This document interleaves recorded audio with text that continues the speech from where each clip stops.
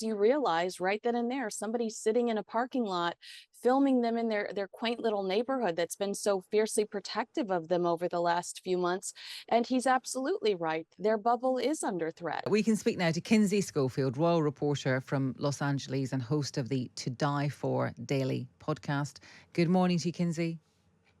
Good morning. I know exactly what you're talking about. I have those messages in my WhatsApp. I'm ashamed to say that I have received a few of those.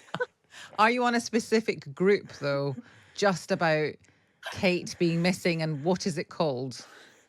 I'm thankfully I can say that I've avoided that at this Okay, point in time. I've avoided that. I'm glad to hear it. Now, um, I think it's fair to say, even if you're not a conspiracist, and even if you're not completely, gone insane by this, that a lot of people would be quite keen to see the first picture of someone in public who used to be in public all the time. So when you saw the photo and the video, what did you think of it?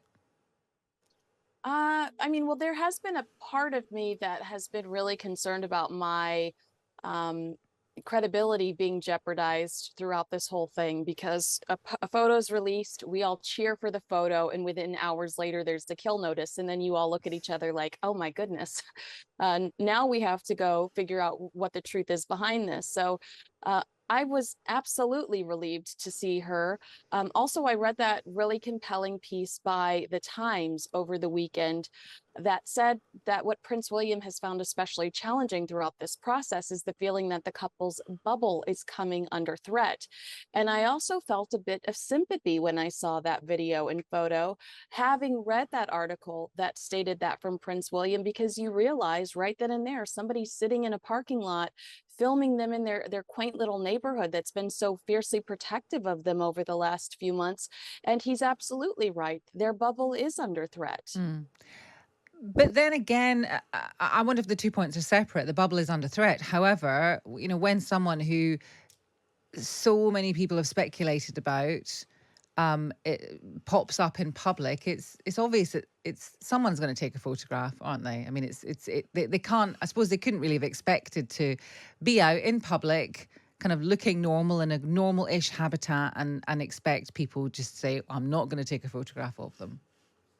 Well, that is why I believe that they didn't have their children with them, because perhaps this was a bit of a strategy to say, look, here we are, calm, cool, and collected. And in the process, they didn't want to rope their children in. So they told them to stay home.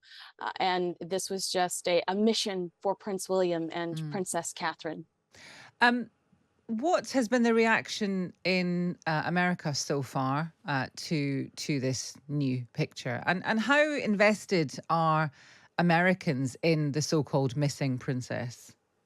So invested. I was on the local news in Los Angeles tonight within the first 10 minutes with this video, which blew my mind as someone that used to work in a local newsroom. I know what's supposed to go up top, so I couldn't believe that.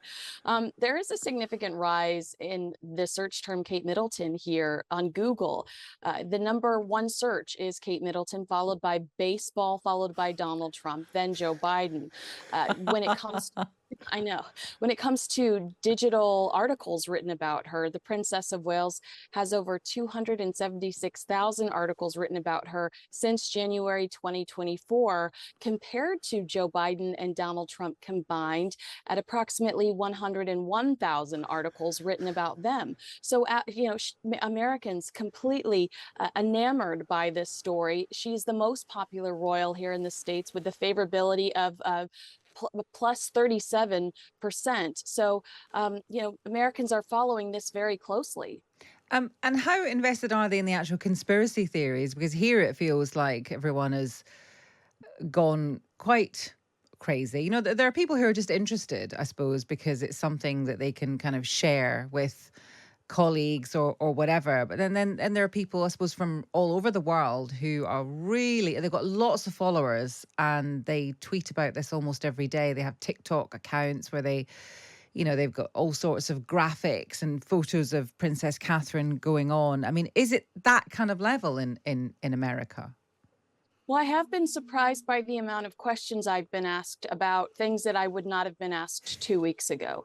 Defending the status of their relationship. That it blows my mind that people feel like they're in a position to ask that, because that is the internet, and that's got like gutter gossip Mm, bleeding into mainstream media, which yeah. really disappoints me. But I think that it's clickbait. I think that once we do have answers about what has gone on with the Princess of Wales over the last few months, that people are going to feel sincerely guilty about their behavior and making light of it, like Kim Kardashian and John Oliver and some of the celebrities have in Hollywood. Tell us, I know about John Oliver, but what's Kim Kardashian said about this? Kim Kardashian posted a series of photos and then wrote underneath it, "On my way to find Kate." Blake Lively, the actress married to Ryan Reynolds, posted something silly about, how her image wasn't photoshopped and she's been MIA, but this is what she's been up to, which people translated as a dig at the princess. Mm, So just little snide yeah. comments like that. Okay, that's interesting. Kinsey, thank you very much for that. Kinsey Schofield, royal reporter. She's in Los Angeles and host of the To Die For daily podcast.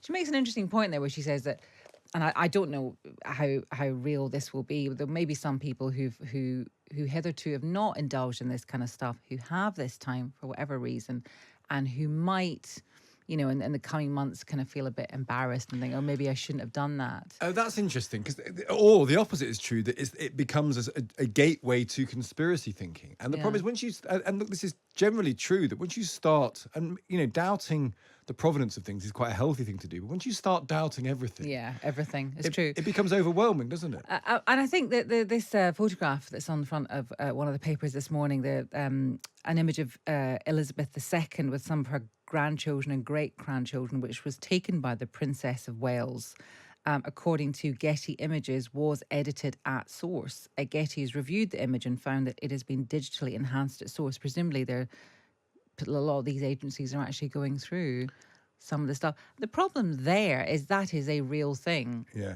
And that's difficult, because once you become not a trusted source, you can't really come back from that, can you? Or once you lose authority. And the question about that picture, I mean, who cares? I mean, at one level, who cares? I do get that argument. But well, it was taken by the Princess of Wales. So the Princess of Wales takes a picture of the Queen with all her grandchildren, and some people are saying they weren't actually even all there. It's been photoshopped in to have all of them together. Does that matter in the scheme of things? No. Is it as important as things going on around the world and politics? No. But it's an interesting modern phenomenon, isn't it? Which is, because you can change things now. Yeah.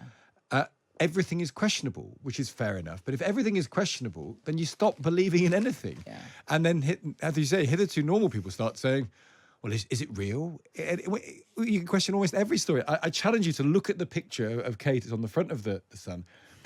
If you spend 10 minutes looking at it, it will start to look weird. It will start to look, you start thinking, well, is that her? Is that I'm not going to spend 10 minutes looking at it. But you shouldn't do. I refuse. But you start. I think it looks. I honestly think it looks completely normal. It's very blurred because it was a moving thing. They've taken a still from it. Yeah. It's blurred, and a lot of people in my timeline last night were saying, "Why does this photo look like it's been taken on one of the first ever mobile phones?" Yeah. Well, that's because it was moving. It was an amateur, just a member of the public.